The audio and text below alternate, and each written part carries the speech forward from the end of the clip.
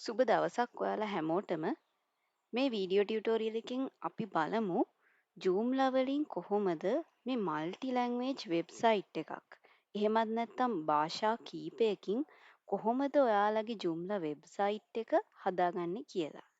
සමහර වෙබ්සයිට් වලට ගියපුවාම ඔයාලා දැකලා ඇති මේ විදිහට අපිට භාෂාව තෝරා ගැනීමේ පහසුකම දීලා තියෙනවා. මේ විදිහට ඔයාලට පුළුවන් භාෂාව මෙතනින් සිලෙක්ට් කරන්න. එතකොට මේ වෙබ්සයිට් එකේ කන්ටෙන්ට් එක අපිට තේරුම් ගැනීමට පහසු භාෂාවට වෙනස් කරගන්න අපිට පුළුවන්.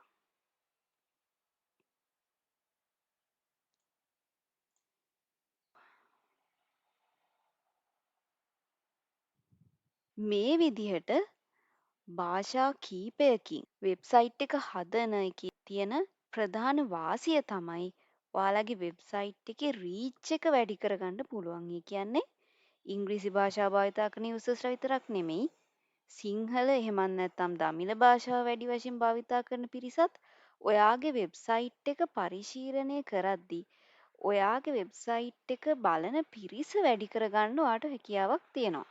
ඒ නිසා වෙබ්සයිට් එකක් හදන්න යනකොට මේ විදිහට ඒ වෙබ්සයිට් එක මල්ටි ලැන්ග්වේජ් වෙබ්සයිට් එකක් විදිහට හදන එක ඉතා වැදගත් වෙනවා.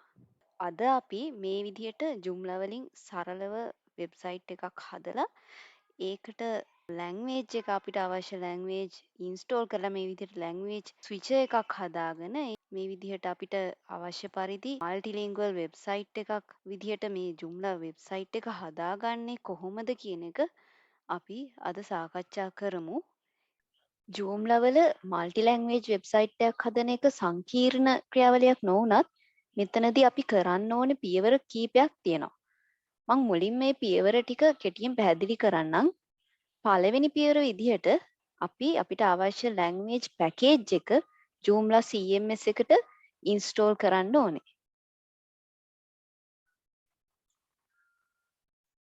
ඊට පස්සේ ඒ ලැන්ග්වේජ් එක කන්ටෙන්ට් ලැන්ග්වේජ් එකක් විදිහට enable කරන්න ඕනේ.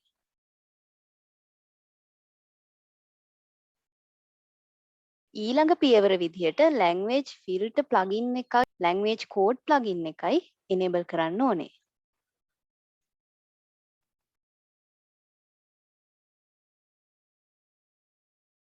මේ විදිහට අවශ්‍ය ප්ලගින්ස් enable කරගත්තට පස්සේ language categories හදාගන්න ඕනේ.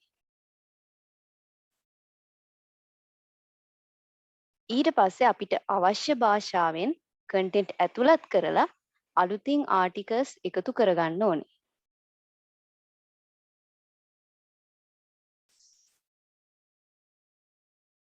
මීළඟ පියවරේදී මේ එක් භාෂාවට අදාළ menus වෙන වෙනම හදාගන්න අවශ්‍ය වෙනවා.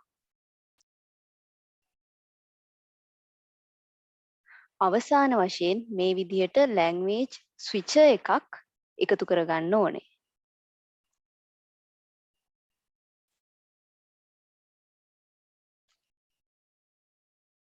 ඒ විදිහට අපිට පුළුවන් Joomla වල multi language වෙබ්සයිට් එකක් හදාගන්න. එහෙමනම් අපි බලමු පියවරෙන් පියවර මේක කරන්නේ කොහොමද කියලා.